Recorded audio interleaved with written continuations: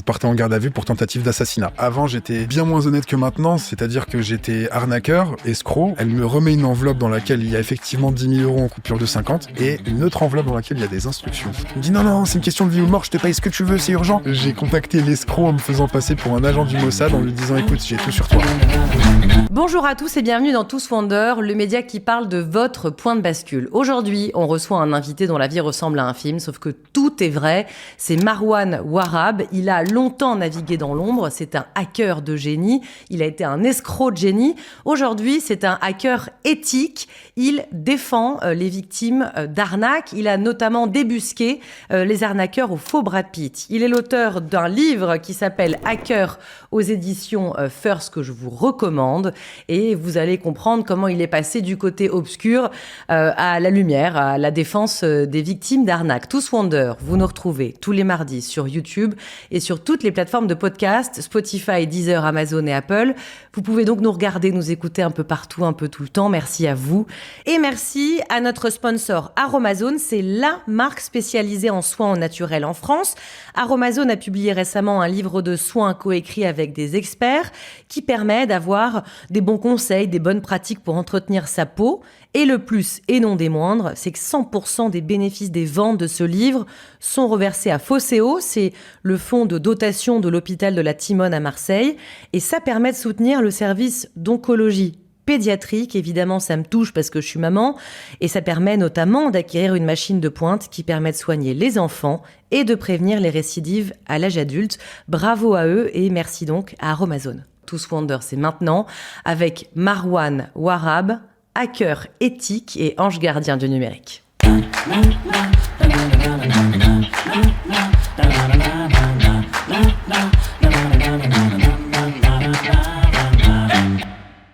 Marwan Warab, merci d'être avec nous. Je suis hyper contente, j'ai lu ton bouquin qui est canon. Tu vas nous raconter un peu ta vie, comment t'es passé de l'ombre au côté gentil. J'aime bien te nommer ange gardien du numérique. Merci beaucoup, c'est flatteur. Je trouve ça très cool. Dans Tous Wonder, on commence toujours par un point de bascule. Et le tien, il est assez costaud. Ouais. Tu vas me confirmer la date, c'est le 11 mai 2020. T'es réveillé à 6h du mat. Le jour du déconfinement. Le jour du déconfinement, par des flics qui viennent te sortir de ton pieu, de ton lit. En explosant la porte d'entrée de chez moi. Et qui te disent, tentative d'assassinat, on vous arrête. Devant ma mère, menotté, donc qui menotte ma mère et mes frères dans le salon, avec moi bien sûr, et qui me disent, Marwan Warab, c'est qui ? Je dis que c'était moi, et puis ils me disent, vous êtes vous partez en garde à vue pour tentative d'assassinat. J'ai jamais tenté d'assassiner personne, je me suis dit, waouh, dans quelle sauce je me suis mis. C'est chaud. Bah ouais, franchement, c'est traumatisant, surtout pour ma mère, par exemple, ou mes frères, qui, eux, ont toujours eu l'habitude de me voir faire des conneries sans trop leur dire ce que je faisais, et de découvrir un peu les choses une fois qu'il y a des problèmes. Donc du coup, là, ils se sont dit, forcément, il a fait un assassinat. Alors que non. Alors, il n'y a pas eu de tentative d'assassinat, mais ça faisait plusieurs années que tu étais arnaqueur, escroc. C'est ça. Est-ce que c'est comme ça que tu te définis ? En tout cas, quel est le regard que tu portes sur le Marwan d'avant ? C'est comme ça que je définis l'ancien moi, et c'est une réalité, c'est que avant j'étais bien moins honnête que maintenant, c'est-à-dire que j'étais arnaqueur, escroc, ou comme on peut l'appeler, appelez-le comme vous voulez, mais c'était vraiment ce que je faisais pour gagner ma vie à l'époque. Donc malheureusement, il y a eu beaucoup d'histoires dans lesquelles j'ai déçu ma famille, mes parents et tout le monde, et qui me sont retombés dessus après avoir fait mes bêtises. Donc de voir la police débarquer chez moi à 6h du matin pour une tentative d'assassinat, il y avait que moi qui savais que ça découlait d'une arnaque que j'avais faite, mais il y a personne d'autre à part moi à ce moment-là qui le savait. Alors, on va parler après de ce que tu fais aujourd'hui, mais il faut d'abord comprendre ce que tu faisais. Est-ce que tu veux bien nous raconter cette arnaque en question déjà, pour qu'on comprenne Alors, c'était très compliqué. J'étais animateur dans un club de vacances à Naples, et puis on est venu me demander, vous lirez un peu plus les détails dans le livre, mais on est venu me demander si j'avais dans mon entourage des gens qui pratiquaient l'assassinat et combien c'était. Et tout de suite, je me suis dit, un assassinat, ça doit rapporter beaucoup d'argent. Et puis, quelqu'un qui cherche à faire un assassinat n'ira jamais déposer plainte pour dire on m'a arnaqué d'un assassinat. Donc, donc je me suis dit... Là, direct, tu dis, je vais faire une arnaque. Bah, là, tout de je vais suite, pas assassiner, mais je vais arnaquer la meuf qui veut... la première réflexion que j'ai eue, c'est est-ce qu'elle est sérieuse? Parce que sincèrement, j'y croyais pas jusqu'à ce que je vois la personne avec l'argent entre les mains qu'elle me la donne, quoi. Et qu'est-ce qu'elle t'a dit, cette femme, alors? Bah, elle m'explique que son mari, à l'époque, c'était très compliqué, qu'il la battait, que il y avait un conflit justement sur la garde des enfants, etc. Et que financièrement parlant, c'était compliqué pour elle. Donc, elle aimerait bien récupérer l'assurance vie. Donc, vraiment, c'est un film. Mais quand on te raconte ça, c'est tellement lunaire que tu y crois pas. Réellement, quand on vient te raconter ça en étant premier degré, moi, je suis animateur à ce moment-là. Mon métier, c'est le fun, c'est de rigoler avec les gens et de parler un peu avec tout le monde.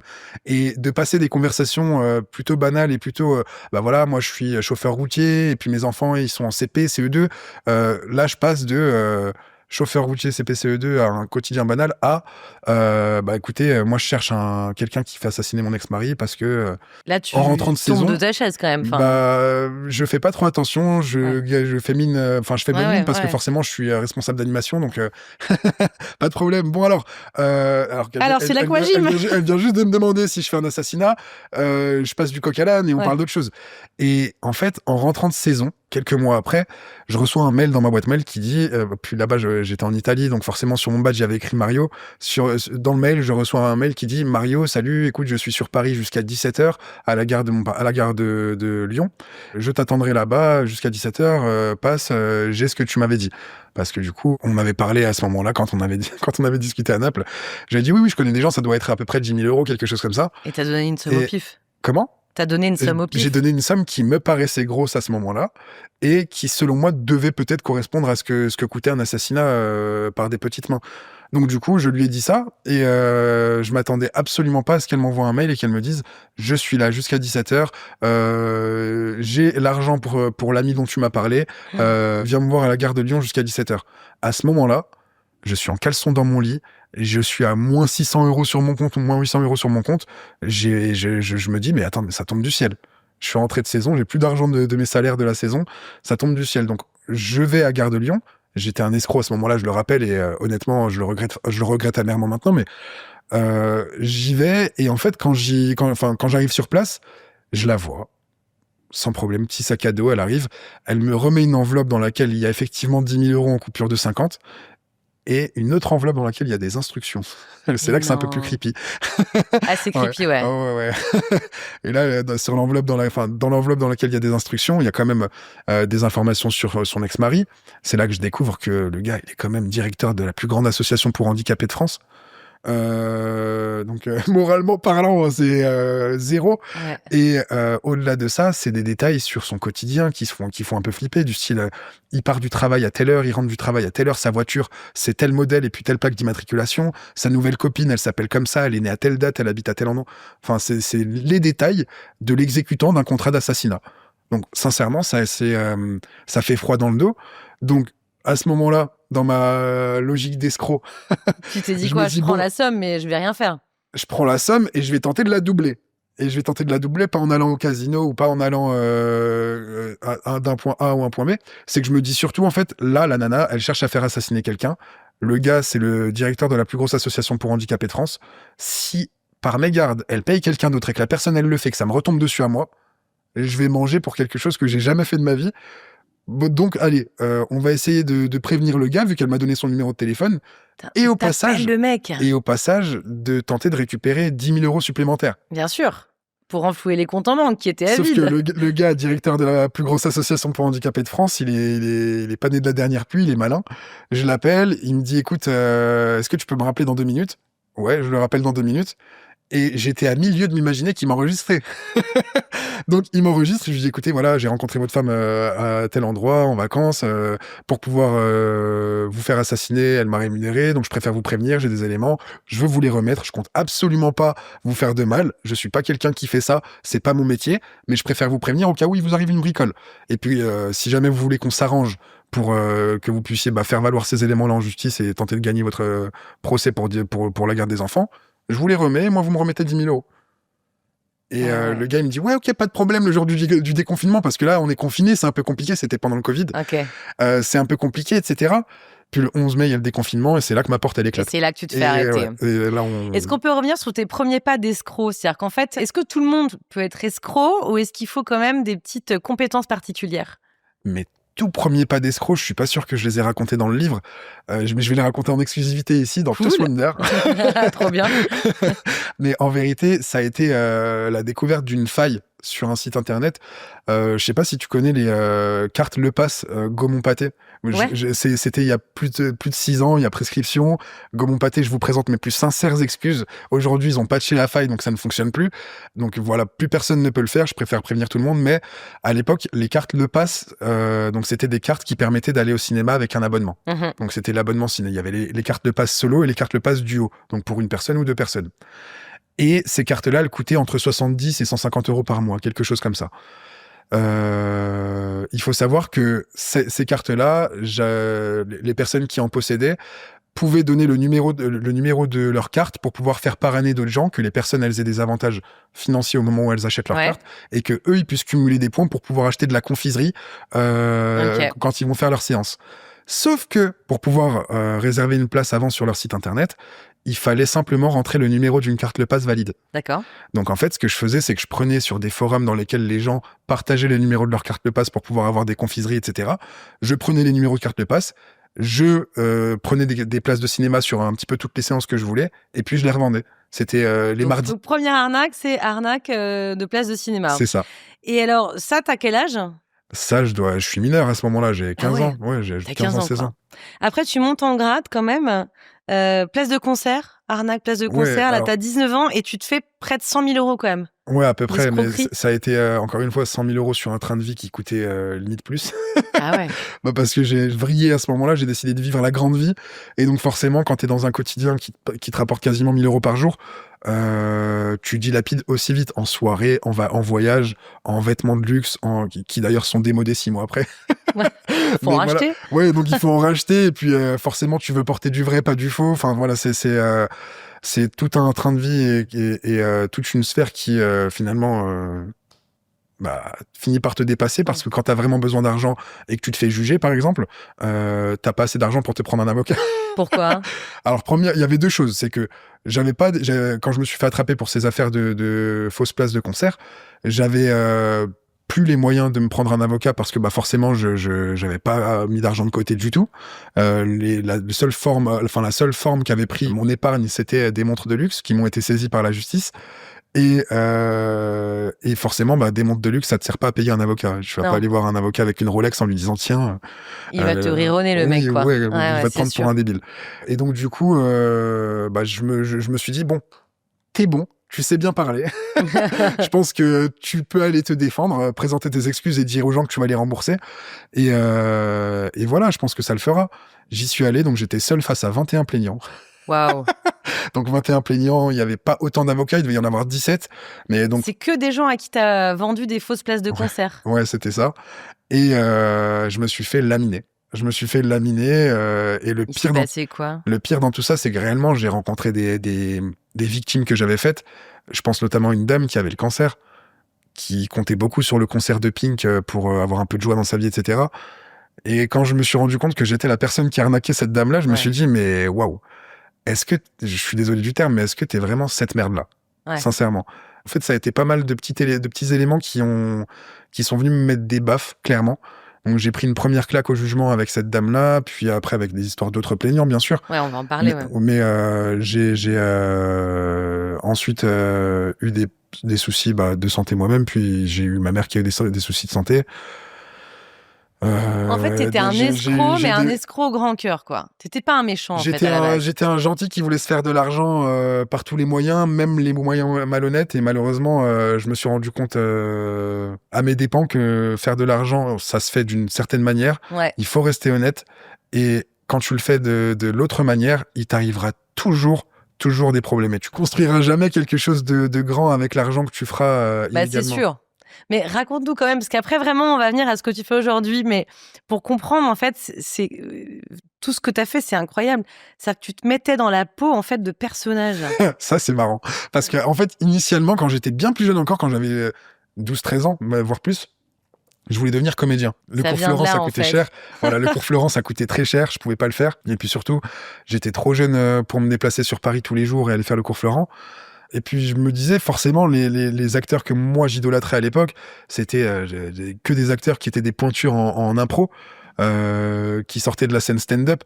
Donc forcément, je m'identifiais un peu à eux et puis à d'autres acteurs aussi hollywoodiens, notamment Leonardo DiCaprio. Et puis je lui ressemble pas du tout. C'était pas du tout physique, qu'on soit d'accord.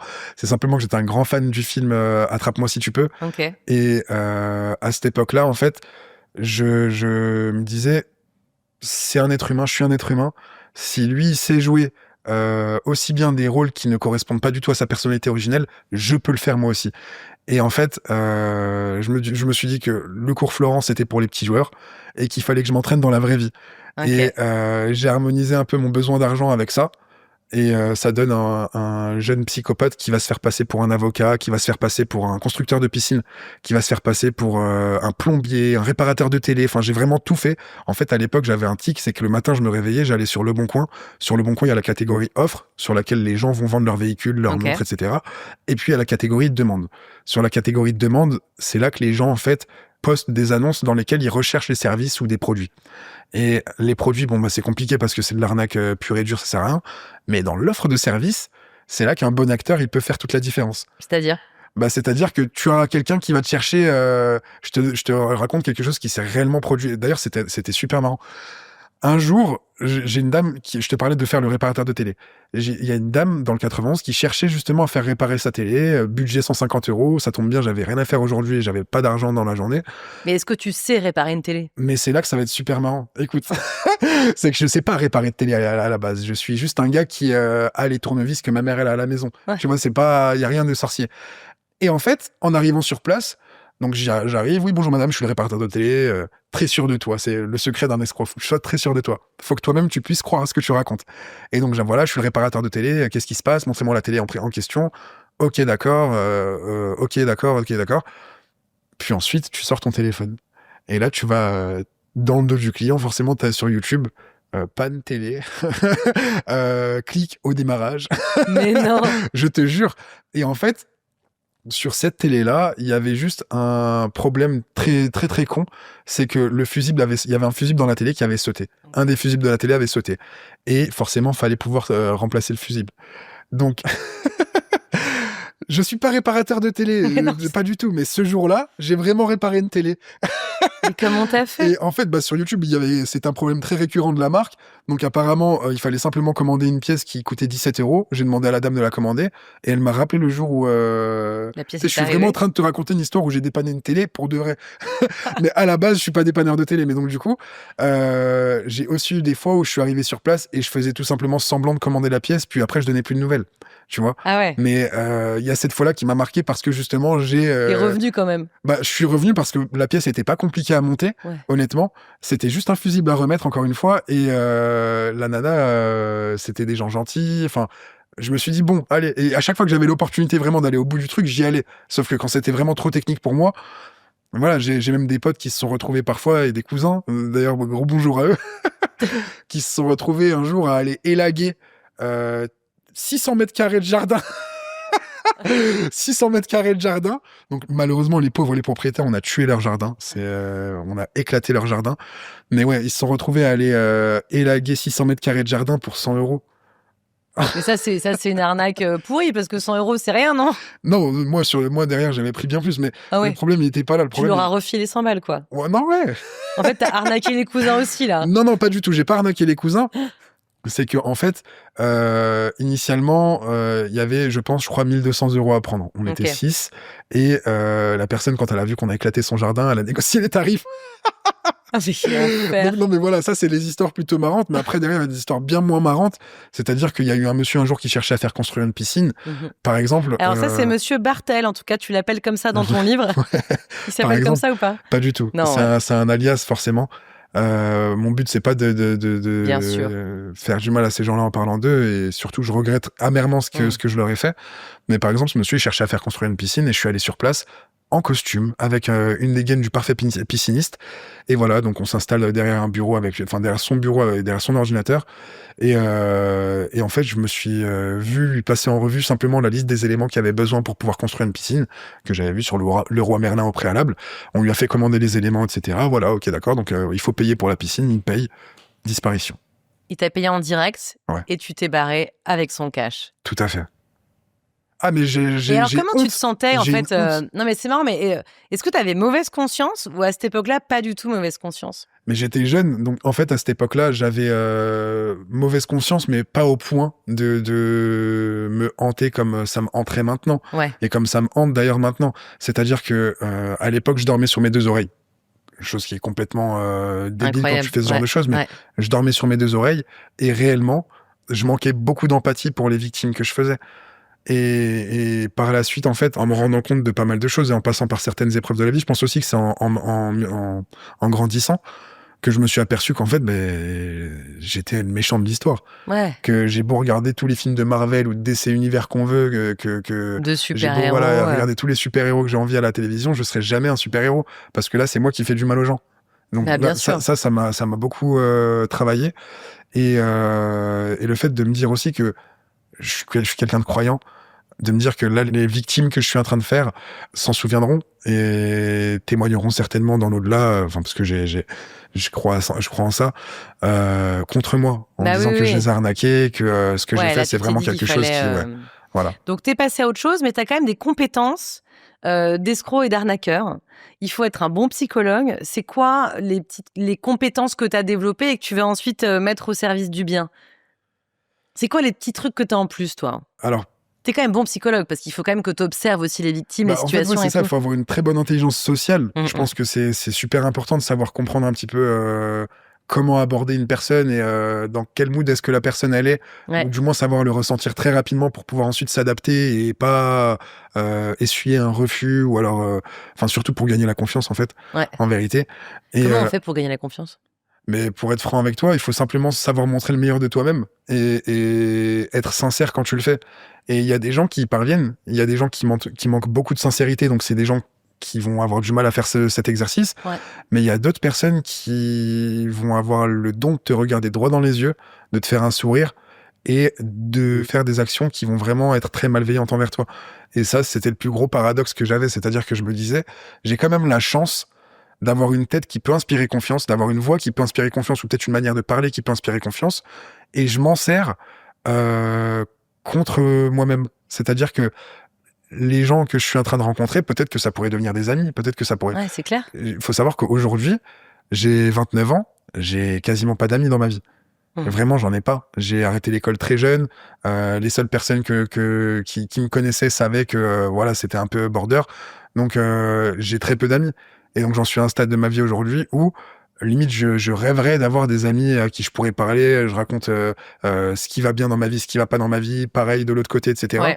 Sauf que, voilà, j'en suis à un stade où les gens se sont déjà construits. Les gens ont déjà leur réseau d'amis, ils ont déjà tout leur cercle d'amis, etc.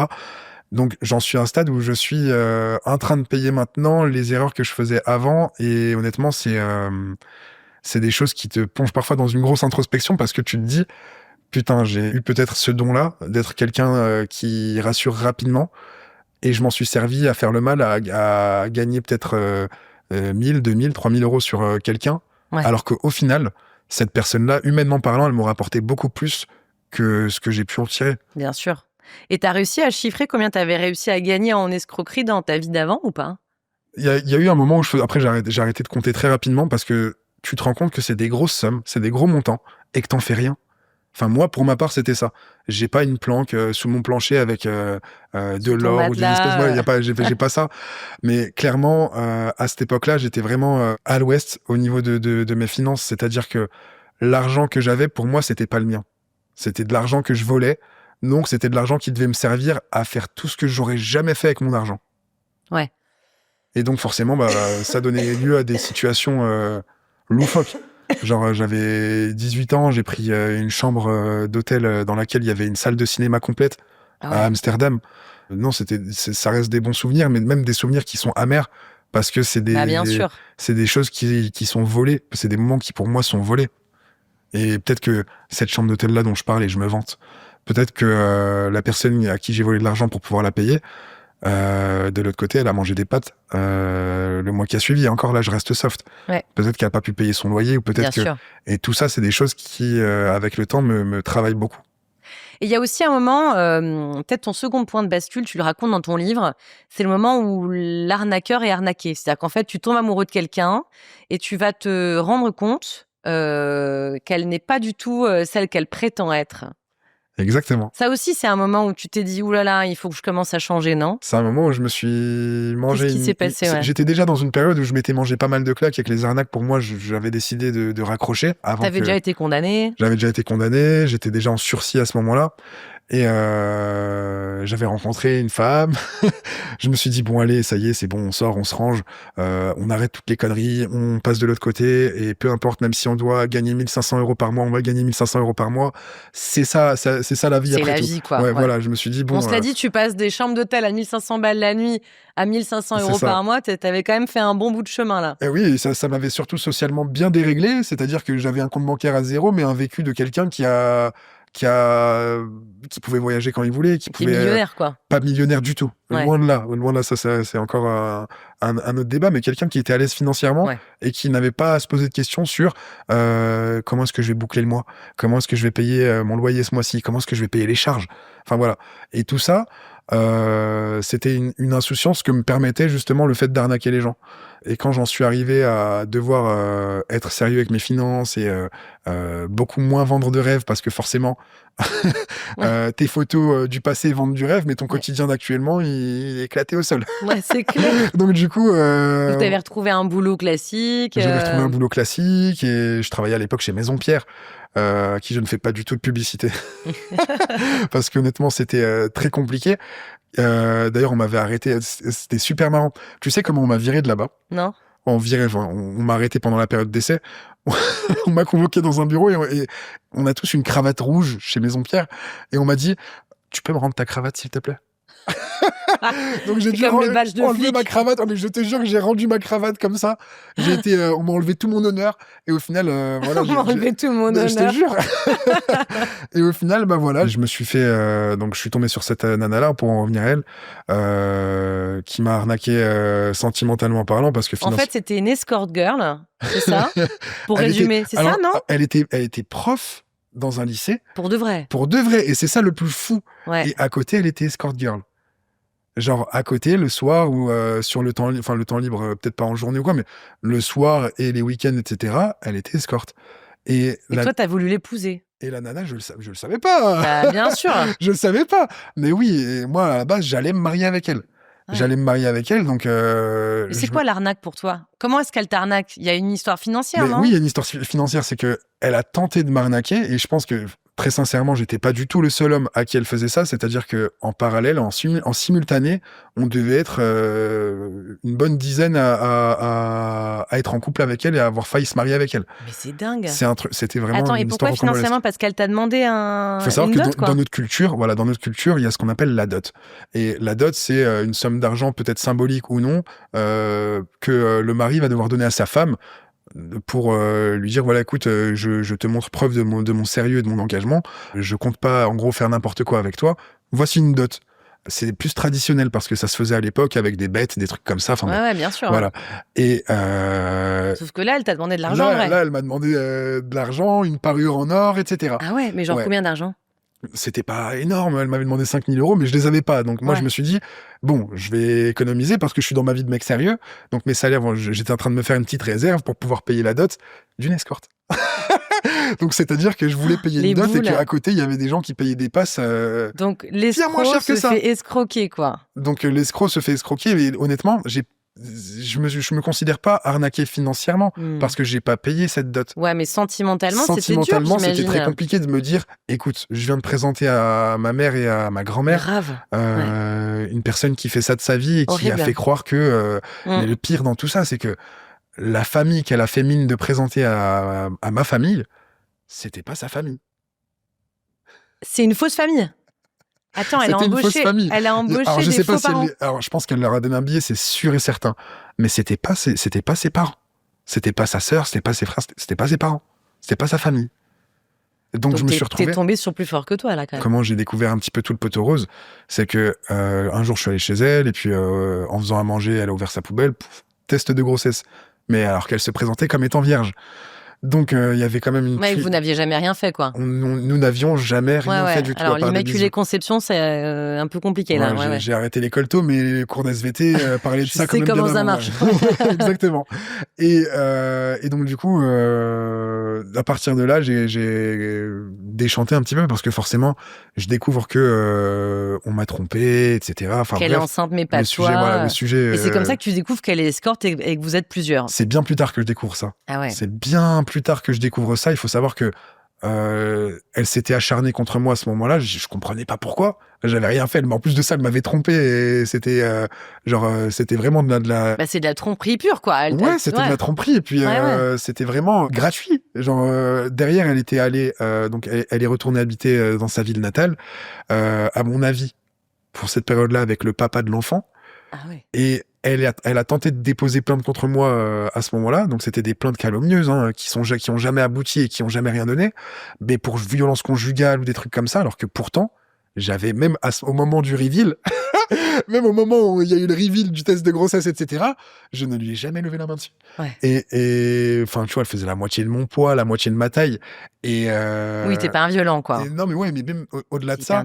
J'étais plus choqué de me dire, mais attends, mais là, t'es enceinte, là, ou t'es pas enceinte? Et elle est partie dans la confusion dans sa ville natale.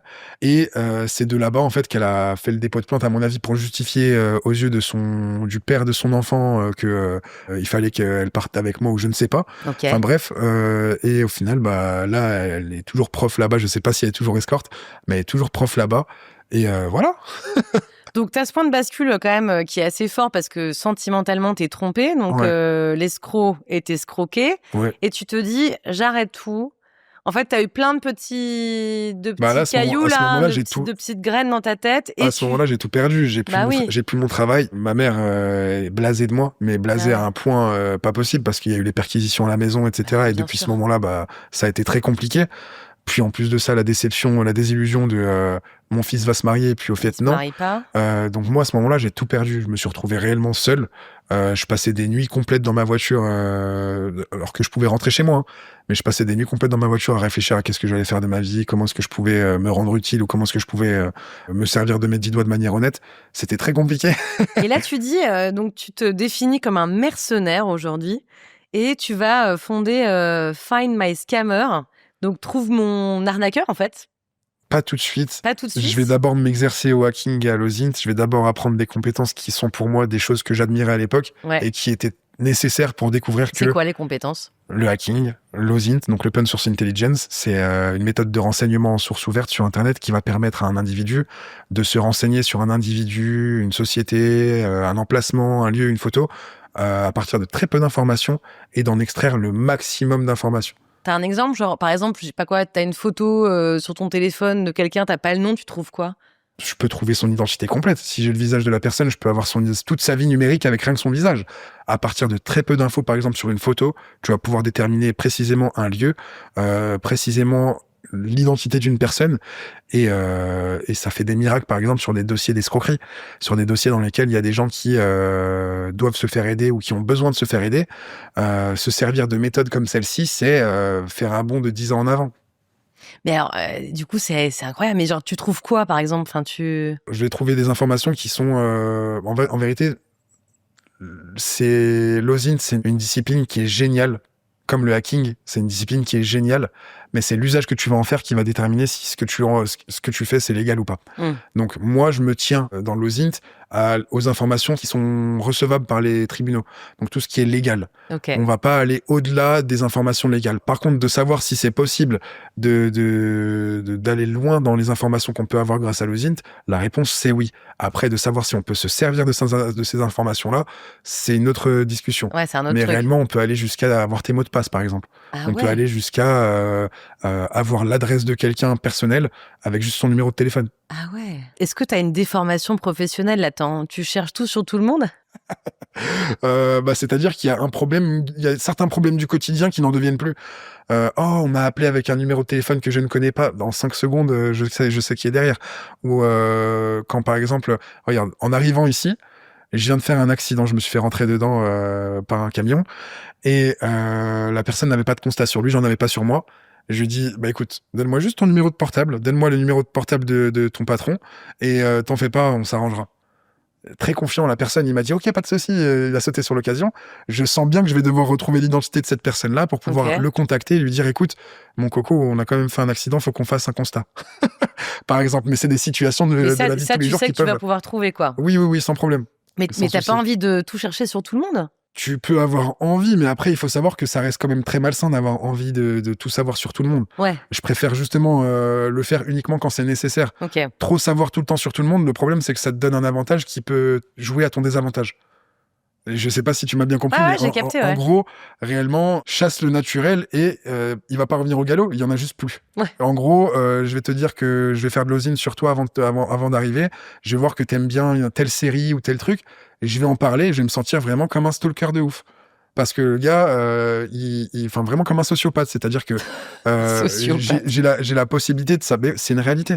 Tu peux savoir ce que je regarde le soir chez moi, quoi. Je peux savoir ce que tu regardes chez toi le soir en fonction des applications que tu utilises, savoir qu'est-ce que tu lis comme livre, ou alors quels sont tes parcours quand tu fais de la course, ou savoir un petit peu quels sont tes intérêts, tes centres d'intérêt sur les réseaux sociaux, quelles sont tes prises de parti ou tes réactions sur les réseaux sociaux. Ça, c'est des choses qui en disent extrêmement sur toi et extrêmement sur les individus en général, à leur insu, Bien sûr, ouais. dont on peut se servir à leur insu pour pouvoir établir un profil psychologique et d'utilisation numérique, donc établir une empreinte numérique et derrière arriver vers toi limite comme si on te connaissait depuis toujours. Et donc forcément, toi de ton côté, tu nous connais pas, tu vas avoir l'impression que il y a une connexion incroyable qui est en train de se faire. Ouais. Et le problème, c'est que, non, c'est juste un mec qui s'est renseigné sur toi en amont. Ouais. Et le gars, il est complètement ouf parce que si tu lui posais la question, il pourrait te donner ton mot de passe. Ouais, c'est un truc de ouf. Tu vois, ça, c'est des trucs qui font un peu baliser. Parce que c'est une sorte d'arme. Enfin, ça peut pas être dans les mains de tout le monde, en fait. C'est une arme. C'est une arme, clairement. C'est-à-dire qu'aujourd'hui, Bernard Arnault, il a des informations dans des fuites de données. Xavier Niel, il a des informations dans des fuites de données. Des infos sur lui, tu veux dire? Ouais. Que ce soit des adresses ou des numéros de téléphone ou parfois même des mots de passe. Et donc, il faut savoir que tout ça, c'est des choses qui font que il y a certaines personnes, dans tous les pays du monde d'ailleurs, qui se doivent d'avoir un peu plus de sécurité que d'autres. Ouais. Lorsque ces personnes-là, elles ont des informations qui fuitent sur elles, comme des adresses, comme des mots de passe, comme des numéros de téléphone perso, comme des adresses email perso, c'est un danger incommensurable pour ces personnes-là. C'est-à-dire que vous allez avoir des gens maintenant qui vont simplement poster une photo sur les réseaux sociaux d'une Rolex, de eux avec une Rolex au poignet, et qui vont se faire cambrioler, séquestrer, violenter à domicile pour cette Rolex-là, qui doit coûter entre 10 000 et 20 000 euros. Parce que sur la photo, on arrive à savoir où t'es et on te retrouve. Exactement. C'est comme ça, en fait, qu'ils se font cambrioler. Mais il y a une histoire, d'ailleurs, qui est super intéressante par rapport à tout ça. Il y a eu Kim Kardashian qui avait posté une photo sur les réseaux sociaux devant une vitrine d'un musée dans lequel il y avait des bijoux qui avaient été volés, historiquement parlant, à un autre pays. Donc, grâce à cette photo-là de Kim Kardashian, en fait, il y a des chercheurs d'un musée qui ont pu s'apercevoir qu'en fait, les bijoux de la couronne, enfin j'abuse, mais les bijoux de la couronne peuvent être rendus parce qu'ils sont dans tel musée. Ah, c'est fou. Hein. Donc en fait, alors, toi qui es donc hacker éthique, hein, c'est comme ça qu'on te définit aujourd'hui, non? Ouais, c'est ça. T'es hacker éthique, donc tu connais tout, tu sais tout les failles, de comment on trouve des trucs sur les gens, etc. Est-ce que tu sais si on peut cacher des choses? Ou est-ce que c'est impossible aujourd'hui? Tu vois, tu dis il faut que Xavier Niel, Bernard Arnault, ils arrivent à sécuriser quelques données. Mais est-ce qu'on peut sécuriser ou c'est impossible en fait?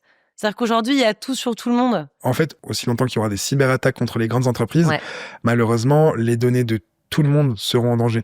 Et une fois que ça a fuité, ça a fuité. On peut pas corriger le tir et faire supprimer la fuite parce qu'elle est reprise, retéléchargée, etc.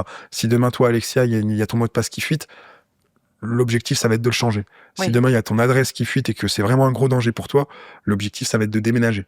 Ouais. Tu vois, donc ça va vraiment dépendre de pas mal d'informations qui ont fuité sur toi et de la gravité des informations. Donc, tu as monté ta boîte, Find My Scammer, trouve mon arnaqueur, c'est ça? C'est ça, trouve mon escroc, trouve mon arnaqueur. Mon escroc. Tout à fait. Et donc, tu vas aider des gens qui sont victimes d'arnaques. Et il y a notamment une affaire où tu t'es fait connaître, mais qui est vraiment même devenue une affaire de cœur pour toi, parce que tu as aidé la victime qui s'appelle Anne à Oui, retrouver les arnaqueurs au faux Brad Pitt. tout à fait. Ça, cette affaire, elle a été Non, très, très médiatisée. cette affaire, elle a été C'est très pas la médiatisée. première, mais... Ouais, mais il faut savoir que cette affaire-là, donc c'est une affaire qui a été très médiatisée pour plusieurs facteurs, c'est-à-dire que la victime, elle a été abusée même par les équipes de journalisme qui lui ont dit, écoute, t'inquiète pas, juste là, c'est un sujet bienveillant qu'on est en train de faire, mais tu n'as pas le droit de flouter ton visage, t'as pas le droit de changer de nom. T'inquiète pas, on va mettre en avant la cagnotte pour que tu puisses payer tes frais d'avocat. Et que Nani, derrière, ils ont simplement fait un montage un peu assassin dans lequel on se rend plus compte que c'est une victime d'escroquerie qui a été un peu trop naïve et qui a fait confiance à un faux Brad Pitt qu'autre chose. C'est du moins l'intention qui est ressortie derrière ce montage. Donc il y a eu ça, puis derrière j'ai aidé aussi une autre victime des mêmes gars du faux Brad Pitt en Suisse, Ah ouais? qui a fait du coup la une de la RTS il y a pas longtemps. Et là beaucoup plus récemment, une fausse Lara Fabian, donc il y a un Canadien qui s'était fait voler 400 000 $, que j'ai aidé à retrouver ses escrocs, donc du coup on les a retrouvés au Canada. Et le fun fact un petit peu dans tout ça, c'est que j'ai été approché par les proches de Lara Fabian dans le cadre de cette histoire. C'est eux qui m'ont mis en relation avec TVA, la chaîne de télévision canadienne qui a fait ça, et on a pu négocier pour la victime une petite vidéo de Lara Fabian C'est sympa. qui apporte toute son empathie et qui démontre réellement l'humanité, la grande humanité qu'elle a, en faisant un message de soutien à la victime Gérald. Donc lui, de son côté, il est passé de je me fais arnaquer 400 000 $ et je suis obligé de vendre ma maison à je passe le meilleur moment de ma vie. Il y a Marwan qui m'a offert les places que je voulais pour la finale de hockey et Lara Fabian qui me fait une vidéo. Je vais repartir sur de nouvelles bases et essayer de me En reconstruire. fait, tu fais du bien aux victimes, quoi. Clairement, tu C'est les ça, aides. le gars, sachant qu'on a pu identifier les gens qui sont à l'origine de sa fraude. Ouais. C'est-à-dire que les gens qui se faisaient passer pour Lara Fabian, on les a localisés, ils étaient à l'université de Montréal, on sait exactement qui c'est. Ils lui ont rendu l'argent? C'est encore en cours. Et les arnaqueurs au faux Brad Pitt, du coup, donc t'as trouvé les mecs, Ouais. alors que personne trouvait, en fait. Enfin... Ouais, j'ai envie de te dire, personne cherchait. Ouais. Personne cherchait parce que les forces de l'ordre, ils sont quand même très compétents sur ces sujets-là. Mais le problème, c'est qu'ils sont des unités très réduites à pouvoir les traiter et qu'ils sont démarchés par toute la France. Enfin, ils sont sollicités par toute la France. Donc forcément, oui, on a retrouvé ces escrocs plutôt facilement de notre côté en envoyant des liens piégés. Ils ont cliqué justement sur ces liens piégés-là et ils ont révélé du coup en le faisant leur localisation précise et exacte. C'était où? C'était au Nigeria, à Kwale. Ah ouais. Donc c'est vraiment... Donc en fait, c'est pas le faux Brad Pitt, c'est pas un mec, c'est toute une équipe. Ces trois mecs, c'était les faux Brad Pitt. Et d'ailleurs, ils étaient pas que Brad Pitt. Ces mecs-là, ils étaient aussi Keanu Reeves, qui est l'acteur de Matrix. Ouais. Ils ont également usurpé pas mal d'autres célébrités, dont notamment, quand on a aidé l'autre victime suisse, on s'est aperçu qu'ils usurpaient Liam Neeson également, Ah ouais, l'acteur de c'est les mêmes Taken. mecs. C'est les mêmes trois gars. Moi, il y a une question que je me pose parce que c'est vrai que souvent on se dit ah mais c'est pas possible, c'est gros, mais en fait n'importe qui peut être arnaqué, peut être Mais oui. escroqué. En fait, c'est pas des gens qui sont idiots. En fait, ça peut arriver à n'importe qui, non? Je me suis rendu compte de ça en fait en aidant les gens. Je me suis rendu compte que premièrement, n'importe qui peut se faire avoir. Il suffit pas d'être plus sot que quelqu'un d'autre ou alors moins intelligent ou moins futé ou n'importe quoi. C'est n'importe qui peut se faire avoir. Il faut savoir qu'on est des êtres humains, encore une fois. Je vais parler comme un chasseur, mais on est une espèce animale. Ouais. Et notre point faible à nous, notre espèce, c'est le côté social. Bien sûr. Et forcément, quand on tombe sur un autre animal de notre espèce qui veut s'en prendre à nous autrement que par la force physique, on n'est pas habitué à ça. On n'est pas habitué à ça, on tombe parfois sur plus malin que nous. Et donc forcément, quand il y a des gens qui se servent de nouveaux outils que pas grand monde connaît, mais à qui tout le monde fait confiance, comme Internet, qui vous envoient des documents contrefaits, qui vous mettent en opposition à un discours qui est vérifiable. C'est-à-dire que la plupart des escrocs, quand ils font du faux placement financier, par exemple, ils vont s'appuyer sur le vrai cours de la bourse. Donc en fait, quand les gens les ont au téléphone, ils reçoivent de vrais bons conseils boursiers. Ouais, c'est ça. Et En fait, ce qui est vachement dur dans l'arnaque, c'est que c'est pas n'importe quoi. c'est ça. Ça s'appuie sur la vérité, Exactement. sur des vrais faits, quoi. Exactement. Et c'est ça. C'est hyper dur, en fait. On a toujours entendu la phrase comment faire un bon mensonge, c'est en mettant un petit peu de vérité dedans. Ouais. Là, c'est exactement le même principe. C'est Ouais. comme ça que les escrocs ils arrivent à faire une bonne arnaque. Ouais, c'est ça. C'est quoi ton arnaque la plus folle? Peut-être c'est cette histoire de viol par ruse. Oh. Ça, c'est une des plus marrantes. Bah, elle est folle. Elle est incroyable, c'est vrai. Ben oui, quoi cette histoire? En fait, c'est un sportif. Alors, tu peux pas nous dire qui c'est? Je vais vraiment. Pour moi, c'est vraiment très important de préserver l'anonymat de mes clients, surtout quand c'est des gens qui ont qui sont connus, etc. Alors raconte, donc un soir, t'as un coup de fil. Et donc là, ouais, j'ai un sportif connu qui me contacte et il me dit, écoute, je suis en galère. Il y a une nana qui m'a contacté sur les réseaux sociaux. Elle m'a demandé des photos un peu intimes. Elle m'en avait envoyé avant avec des vidéos et tout. Je lui en ai envoyé. J'ai fait le con, voilà, j'ai merdé, sachant que ce gars-là, il était déjà en couple et que voilà, sa femme, marié, quoi. Il l'aime. Mais le pire, c'est qu'il l'aime vraiment, sa femme. C'était juste un moment où il était un peu mal et vraiment très très esselé, etc. Puis avec le quotidien des sportifs qu'ils ont, enfin, c'est parfois compliqué. Voilà. Il reçoit des photos, il en envoie. Il reçoit des photos, il en envoie, et donc la personne via les réseaux sociaux. Via les réseaux sociaux, plus précisément Instagram, et la personne se met à chercher à le faire chanter. Donc la personne, elle se met à lui dire, écoute. Elle lui donne d'abord un faux rendez-vous auquel il se pointe et il tombe sur un ami de cette fille-là. Donc l'ami de cette fille-là, lui, est complètement fan. Waouh, vous êtes vraiment ce monsieur, waouh, là là, c'est vous vraiment et tout. Et d'ailleurs, le jeune avec un accent allemand flagrant, etc. Et donc du coup, bah là, c'est la célébrité en question. Elle reste quand même une demi-heure par politesse avec cet ami-là. Et c'est quoi? Parce qu'en gros, il dit, il y a un rendez-vous avec cette femme. Bah, ils se datent, en fait. Ils avaient prévu de conclure on va se dater, ce jour-là. Et puis il se trouve qu'en fait, il y a, entre guillemets, un ami de la nana avec qui il avait rendez-vous qui se présente, qui a cet accent étranger. Mm-hmm. La nana n'arrive jamais, c'est ça? Mais voilà, la nana n'arrive jamais. Et... Il rentre chez lui, et là, bim, on lui dit quoi? Alors, il rentre chez lui, c'est pas bim tout de suite. Il rentre chez lui. La nana lui dit ah mince, je viens d'arriver, on s'est raté, etc. Ouais, okay. T'inquiète, la prochaine fois on essaie de se voir et je m'occuperai bien de toi, etc. Bon, lui il se dit ah mince, je l'ai raté, je suis bête, c'est de ma faute, je suis parti trop tôt, j'ai pas été assez patient. C'est exactement ce qu'il se dit. Et donc il s'en veut. Et la prochaine fois qu'il y a une opportunité du coup pour aller rencontrer cette nana, il y fonce. Donc il y va. Un jour où il était en déplacement pro, etc. D'accord.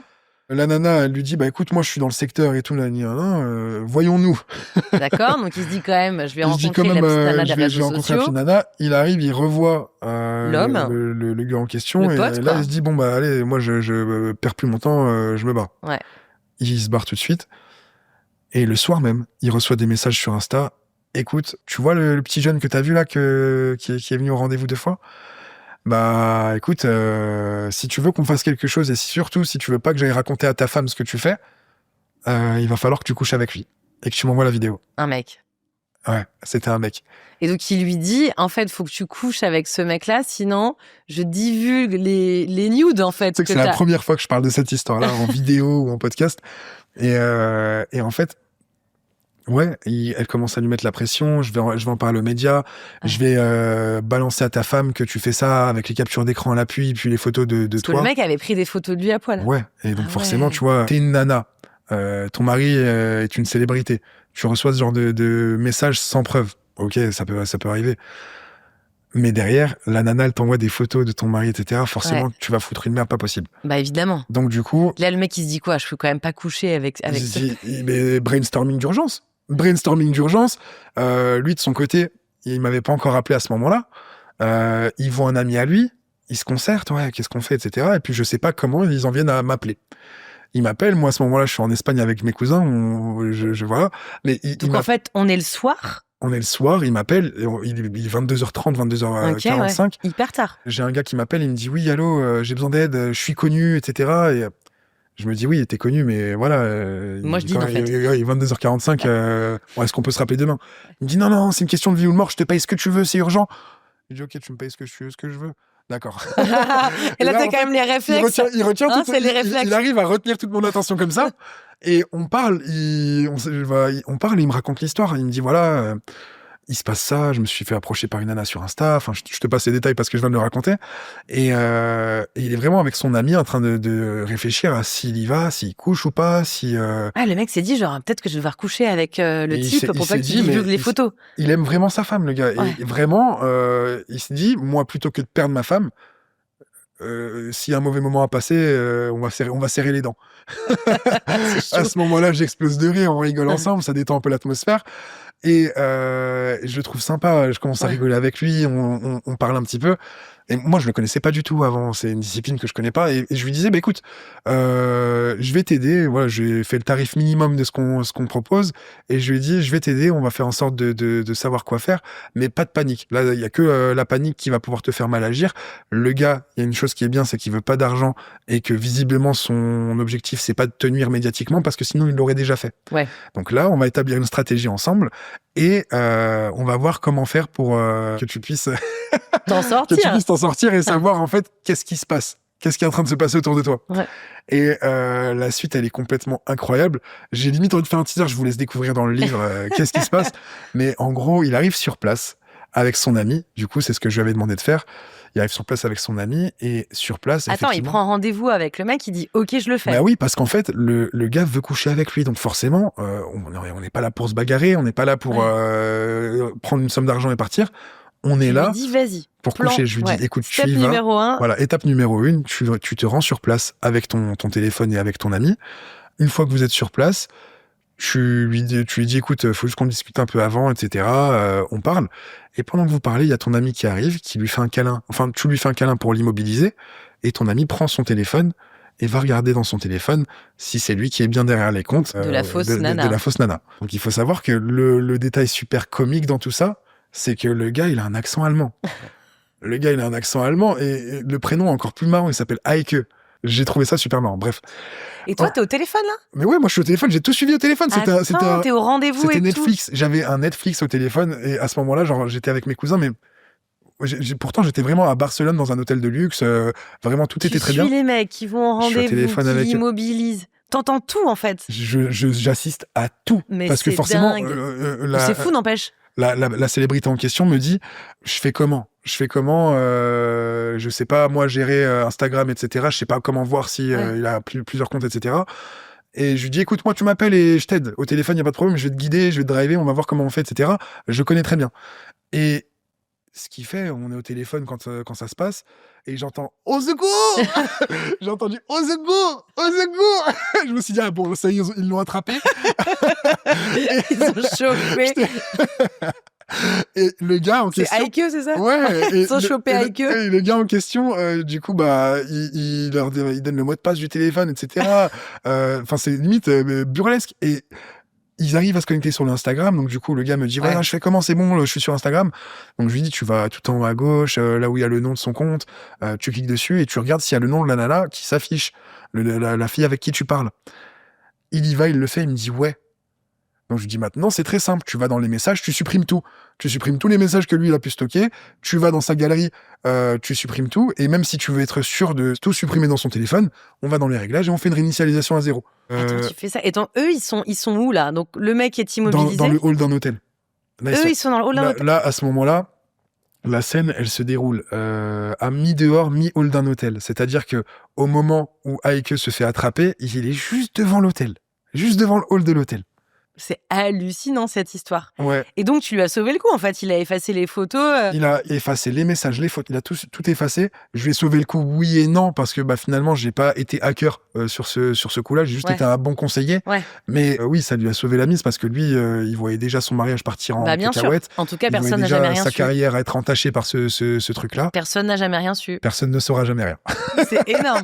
Et t'as appelé ça l'affaire du viol par ruse. L'affaire du viol par ruse, ouais. Parce qu'après, on a débriefé avec son pote et on s'est aperçu qu'il y avait un terme qui pouvait grave être pertinent pour ça.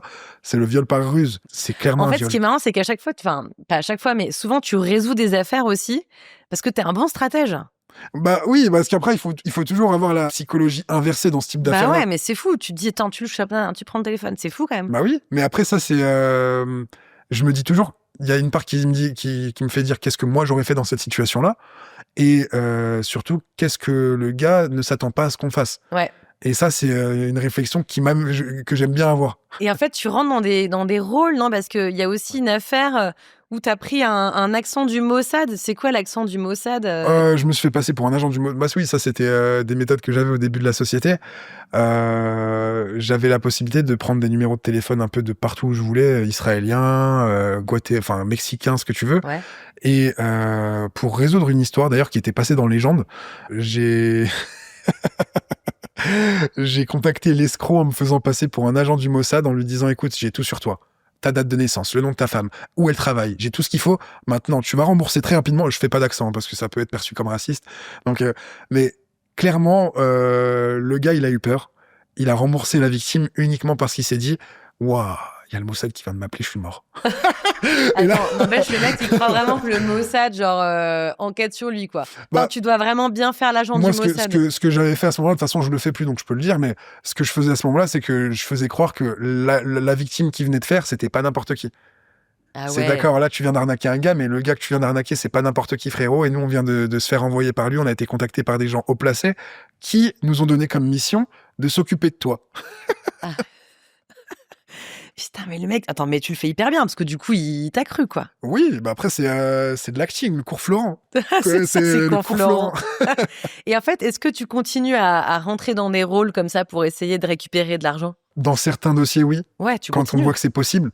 Mais il y a surtout maintenant certains dossiers qui sont très touchy dans lesquels faire ce type de manœuvre, ça pourrait simplement risquer de faire fuir l'escroc, de faire en sorte qu'il modifie ses informations et que la police ne puisse plus mettre la main sur lui. Donc on y va vraiment avec parcimonie, uniquement quand l'affaire elle est classée sans suite et que les forces de l'ordre ils peuvent plus rien faire dessus. Ouais. Là, on commence à redoubler d'ingéniosité pour mettre la pression aux escrocs. Mais est-ce qu'on peut toujours récupérer l'argent ?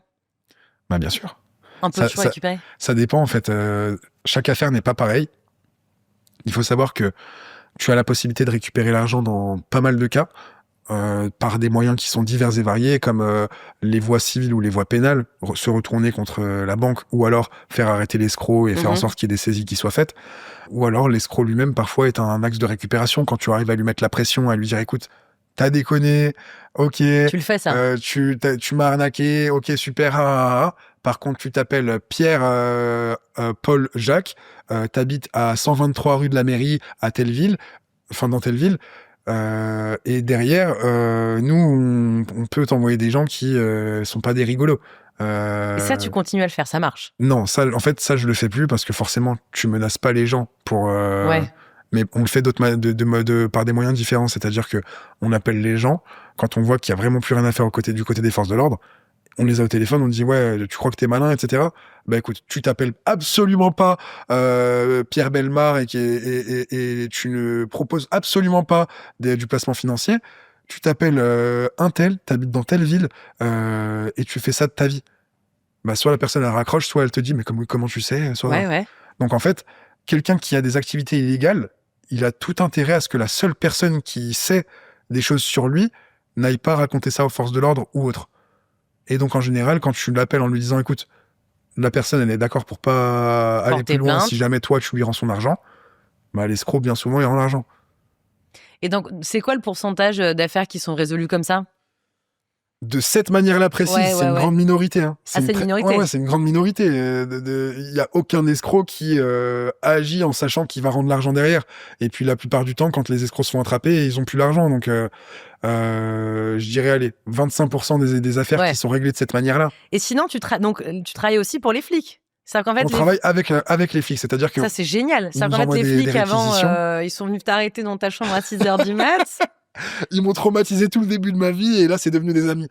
C'est trop bien. Ouais, franchement, c'est une belle réussite maintenant. Ce que j'aime encore plus, c'est d'être utile pour eux parce que eux, ils ont vraiment des sujets à enjeu sociétal. En Gironde, on est sur beaucoup de dossiers de prostitution de mineurs. Et ça, c'est des dossiers dans lesquels tu sors des jeunes mineurs de réseaux de prostitution. Tu les rends à leurs parents. Et ça, c'est des accomplissements perso. Ça, c'est des choses que tu fais au quotidien. C'est des avec choses, les forces de l'ordre, ouais. Ouais, clairement. Et tu dis que ta mère, elle dit qu'elle est fière de toi et que ça t'est pas arrivé depuis le CM2, quand tu t'étais arraché une dent tout seul. Ouais, c'est vrai. C'est vrai, et ça c'était pas arrivé. Pourquoi ? Parce que je faisais que des conneries. Parce que je lui menais la vie dure et que je faisais en sorte de me faire remarquer à chaque fois de la mauvaise manière. Et ça marchait très bien. Je me faisais bien remarquer de la mauvaise manière. Donc c'était elle qui en pâtissait tout le temps. Elle était mère célibataire de 3 enfants. Donc je l'ai empêchée.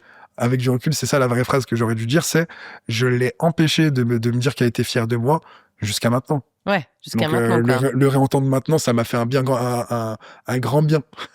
Ouais, ça faisait depuis le CM2, quoi. Ça faisait Bah ouais, un petit totalement. moment, parce que du coup, Je si me t'as suis dit, 29 ans, cette voix-là peut dire ça encore. Ok. elle va pas que m'engueuler, quoi. Ouais, voilà. Aujourd'hui, c'est qui tes clients et c'est quoi les tarifs, en gros t'aides qui Euh, enfin, combien ça coûte J'aide tout le monde, c'est-à-dire que j'aide autant les particuliers que les entreprises, que les ONG, que le gouvernement ou des forces de police. Nos tarifs, ils sont variables, ça va vraiment dépendre des moyens technologiques qu'on va devoir déployer pour pouvoir investiguer sur le dossier, des moyens humains aussi, Mhm. et aussi des outils. Ça va vraiment dépendre de la complexité de chaque dossier et de chaque affaire. D'accord, c'est ça. Mais donc, t'as des cas de mecs un peu connus, ça, on l'a vu, Ah viol oui, par ruse. mais il faut savoir que j'aide énormément de gens connus, d'ailleurs qui sont au top de l'affiche ou qui sont, mais vraiment, mais on reste très discret. Je vais Et c'est quoi les forcément cas? des cas, par exemple, d'usurpation d'identité, des cas de diffamation, des cas de harcèlement avec les gens connus. Il y a beaucoup d'harcèlement ou de menaces de mort. Ça arrive beaucoup. Euh, Voilà, il y a énormément de sujets sur lesquels les gens connus sont beaucoup plus exposés que autrui. Et on parlait tout à l'heure, par exemple, d'analyser une empreinte numérique pour savoir à quel endroit une personne est exposée sur sa vie perso. Les célébrités, c'est mes principaux clients sur ce Bah type ouais, de ouais. service. C'est mes principaux clients sur ce type de service parce que forcément, que ce soit des personnalités politiques ou des personnalités, des grands entrepreneurs ou des personnalités artistiques, personne n'a envie de savoir que son adresse, elle a fuité, par exemple, dans la fuite de données qu'il y a eu en 2024 via Boulanger ou via Free. Personne n'a envie de savoir que ses mots de passe sont exposés dans les mêmes fuites de données. Il y a récemment quelqu'un, un des deux fondateurs de Ledger, qui s'était fait qui est séquestré, kidnappé et même coupé un doigt, il me semble. Ouais. Donc c'est des risques qui maintenant touchent tout le monde et touchent Ouais, ouais. un panel de Donc, ça gens peut être beaucoup des plus large. kidnappings, ça peut être des affaires un peu compliquées de j'ai écrit à une fausse nana, Ouais, et puis ça va des trucs de jusqu'à rançon. jusqu'à par exemple, une dame qui voulait prouver que son mari n'était pas le père de l'enfant de son ex, par exemple. Attends, c'est compliqué. Que son Ouais, mari. à expliquer, c'est compliqué, mais Attends, dans les faits, que c'est son très simple. mari était ou était pas? N'est pas. N'est pas le père de son ex. En fait, elle voulait Ah juste oui. savoir. Elle voulait Ah juste oui, elle savoir voulait parce savoir. que elle En s'est fait, mariée t'es un avec détective privé, elle s'est quoi. mariée avec un homme. Ouais, Et dans la vie de cet homme-là, ouais. il y a une femme qui est réapparue après plusieurs années en disant c'est ton enfant. Il faut que tu t'en occupes. C'est un homme qui est aisé financièrement. Il faut que tu t'en occupes. C'est ton enfant. Le gars, il est gentil, il est de bonne volonté. Il a dit écoute, moi, je pense ne jamais t'avoir mis enceinte. Par contre, s'il s'avère que c'est mon enfant, j'en prendrai soin comme mon enfant. Il y a pas de problème. Mais comment un hacker peut aider là-dedans? C'était super marrant à faire. Et d'ailleurs, c'était ce dossier-là. C'est d'ailleurs un de mes enquêteurs que j'embrasse très fort, qui se reconnaîtra, qui l'a résolu. C'est que je me suis cassé la tête, mais je me suis cassé la tête. On essayait de rentrer sur les serveurs des organismes de tests. On se disait bon bah alors voilà, ça c'est une société qui fait des tests génétiques à Abidjan. Il faut qu'on réussisse à rentrer dedans pour pouvoir. Mais pas du tout. Il y avait juste à analyser le résultat du test que la nana avait présenté à son ex-mari. Ok. Et en fait, on s'est aperçu que c'était un faux document. On s'est aperçu que c'était un faux document, qu'il avait été falsifié, il avait été créé sur Word. On avait encore dans les métadonnées le nom des anciens, enfin du créateur et puis l'ancienne version du document. Donc on avait vraiment tout. Et puis du coup, ça a vraiment apporté une tranquillité d'esprit à cette femme-là parce que elle était vraiment pas bien. C'est une femme qui de profession était médecin et elle est vraiment pas bien. Elle était vraiment pas bien quand elle nous a contactés parce que elle venait tout juste de se marier avec ce monsieur. Ça faisait à peine une semaine qu'ils étaient mariés et elle apprend la ça. lune de miel. Elle apprend ça. Non mais c'est clair, la c'est lune chaud. de miel venait d'être faite. Tout était passé. Ouais. Elle venait juste d'apprendre que le mec, il avait peut-être un enfant. Et qu'elle venait de se marier avec lui, partage de biens, etc. Enfin, c'était. Ah ouais. Elle s'est dit, mais waouh, Donc qu'est-ce en fait, que je viens de t'arrives faire? à tout résoudre. Est-ce qu'il y a des affaires que t'arrives pas à résoudre? Est-ce qu'il y a des affaires qui sont impossibles? Alors non, toutes les affaires sont possibles, en vérité. Il y a toujours des informations qu'on va pouvoir exploiter, des éléments que nos victimes nous fournissent, dans lesquels on va pouvoir les aider à retrouver des informations sur leurs escrocs. Il existe certains cas dans lesquels tenter de se battre, c'est peine perdue. Ah ouais, pourquoi? Ouais, parce que par exemple, les paiements, ils ont été faits via Transcash ou via MoneyGram ou des choses comme ça. Ça, c'est des méthodes de paiement. Transcash, par exemple, c'est des tickets que tu vas aller acheter au tabac, sur lesquels il y a un code. Il y a écrit noir sur blanc, attention, ne donnez jamais d'argent à des gens que vous connaissez pas, etc. Ouais. et qui vont être des tickets avec une valeur numéraire, donc qui vont représenter de l'argent. Chaque code représente une somme d'argent et va pouvoir être crédité sur un compte bancaire rattaché à ce système-là, donc de Transcash. Ok. Et donc tu as des escrocs un peu partout dans le monde qui arnaquent en demandant ce type de code-là. Et tu as des victimes, malheureusement, qui tombent dans le panneau et qui vont faire des 100 000, 200 000 euros de tickets Transcash. Alors que bon, le montant maximum d'un ticket Transcash, c'est quand même 250 euros. Donc il faut en faire du ticket, tu vois. Ouais. Et malheureusement, dans ce genre d'affaires-là, je n'ai jamais vu une seule victime récupérer son argent. Parce que tu peux pas rembourser. Parce quoi. que même Ouais. quand on a l'identité de la personne, les recours, ils sont quasi inexistants. C'est fou. Ouais, c'est fou. En tout cas, tu te dis que dans peut-être, 90% des cas, tu arrives à résoudre, à aider, c'est ça, quoi. C'est ça. Dans Quand la même. plus grande majorité, on arrive quand même à Ouais. intervenir et à faire en sorte que l'affaire, elle avance. Et juste avant de finir, peut-être, c'est quoi le plus gros montant d'arnaque parce qu'on a du mal à imaginer, tu vois, les arnaques. Alors, tu parles d'État ou de particulier, donc c'est un petit peu différent, mais c'est quoi le plus gros montant d'arnaque et d'affaires que tu as réussi à résoudre? Sur des particuliers? Ouais, parce que peut-être les États, c'est un peu différent. Ouais, les Donc États, peut-être c'est partons différent. sur les particuliers. Sur les États, ça parle en milliards d'euros. C'est Ouais, pas ouais. très... Ouais, Mais sur des particuliers. sur des particuliers, c'était 19 millions d'euros. D'arnaque. En un dossier Waouh. sur lequel la personne a perdu 19 millions d'euros. Et ça, tu as réussi à résoudre? On a réussi à retrouver la personne qui était derrière. La personne, elle a réussi à... C'était très compliqué. C'est une arnaque d'entreprise. Et en fait, ce type d'arnaque-là, c'est un fléau d'ailleurs en ce moment, c'est bien qu'on en parle. C'est l'arnaque, si vous voulez, aux faux fournisseurs. Vous avez pas mal d'entreprises qui vont recevoir parfois via un mail usurpé ou un mail spoofé. Un mail spoofé, c'est un mail qui a été usurpé, mais proprement. Donc en gros, vous allez avoir le mail exact qui va envoyer un mail. Enfin, vous allez recevoir un mail de mon adresse mail alors que c'est pas moi qui l'ai envoyé. Ouais. Et en fait, dans ce mail-là, l'escroc va simplement tenter de faire changer les coordonnées bancaires que votre fournisseur a envers vous pour que vous puissiez, pour qu'il puisse recevoir l'argent qui vous était destiné. D'accord. Et donc, dans ce cas-là, la société s'est vue virer 19 millions d'euros sur le compte bancaire d'un escroc qui avait simplement interféré dans l'échange des mails.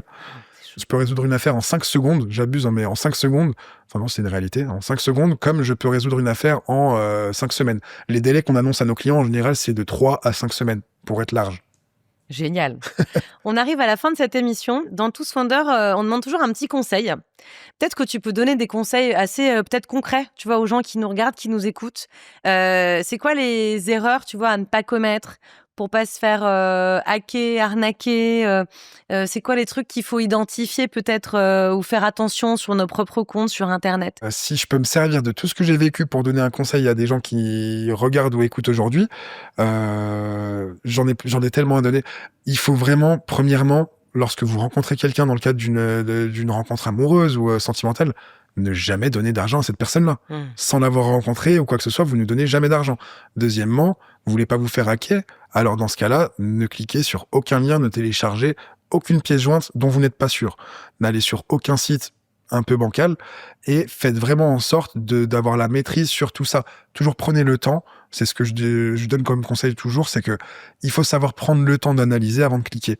C'est-à-dire que si vous voyez qu'il y a un lien à télécharger, prenez toujours le temps de bien lire ce lien-là, de bien vérifier que si on veut vous envoyer vers Facebook, bah vous alliez bien vers Facebook et pas FACEB00K. Donc là, faut vérifier en haut. Toujours l'URL, la barre d'URL, Voilà. on la vérifie, on regarde bien que tout est conforme à ce qu'on pense. Dans les mails surtout, quand on reçoit des mails, on vérifie bien qu'il n'y a pas un caractère qui change et qui diffère du mail du destinataire habituel. Et voilà, en général, là, en appliquant ce type de conseil-là, vous avez déjà réduit de 70% les potentielles fraudes qui peuvent vous arriver. Juste dernière question que j'ai envie de te poser. Aujourd'hui, tu es un hacker éthique, Oui. tu es un ange gardien du numérique, tu sauves et tu aides les victimes d'arnaques. Qu'est-ce qui te nourrit dans ton quotidien aujourd'hui et qu'est-ce qui te fait du bien? C'est d'avoir des gens qui m'envoient par exemple des messages après notre prestation pour nous remercier, ou de voir qu'il y a quelqu'un, par exemple un client en ce moment à qui je pense, qui allait le client de la fosse Lara Fabian, qui allait se suicider quand on s'est rencontrés. Wow. Il allait se suicider et là on le voit dans une émission qui s'appelle JE au Canada, en train de dire c'est le plus beau jour de ma vie. Donc là, tu fais bien les accents. Hein. Je suis passionné des accents. Non mais vraiment voilà, il y a une gratitude que je remarque chez les gens que j'aide qui, honnêtement, m'apporte une satisfaction de plénitude incroyable. Ouais, je comprends. Écoute, merci en tout cas pour ton témoignage. Mais avec plaisir. Incroyable, merci je monsieur. rappelle, attends, je me penche. Tu es l'auteur du livre Hacker aux éditions First, qui est absolument génial, parce qu'on comprend, et il y a plein d'anecdotes, mais on comprend aussi ton cheminement, comment t'es passé de l'ombre à la lumière finalement, quoi, comment t'as eu envie aussi d'aider les gens, toutes tes compétences, quelque part d'escroc, mais que tu mets maintenant au service du bien, notamment peut-être ces petites compétences pour les accents. C'est ça. Ça sert beaucoup au téléphone. Ça te va vachement bien, sérieux, parce que tu les fais super bien. En tout cas, merci pour ta confiance, merci pour ton témoignage. Et puis bravo. Et puis ceux qui nous regardent, qui nous écoutent, si vous avez un souci, un besoin, il faut appeler Marwan Warab. Ouais, avec plaisir. Find My Scammer, il aide des particuliers, des gens connus, vous l'avez compris, mais pas que, des États et pas que. Donc ça peut être vous si vous avez un souci. Il faut contacter l'ange gardien, quoi. Si vous êtes un État, si vous êtes n'hésitez pas. Les États-Unis, bonjour. Ça, c'est les réflexes, ça, qui reviennent. Je rigole, c'est simplement de l'humour. Bon, écoute, merci à toi. Je recommande à tous ce livre. Et puis, Tous Wonder, c'est tous les mardis. Donc, on se dit à la semaine prochaine. Salut.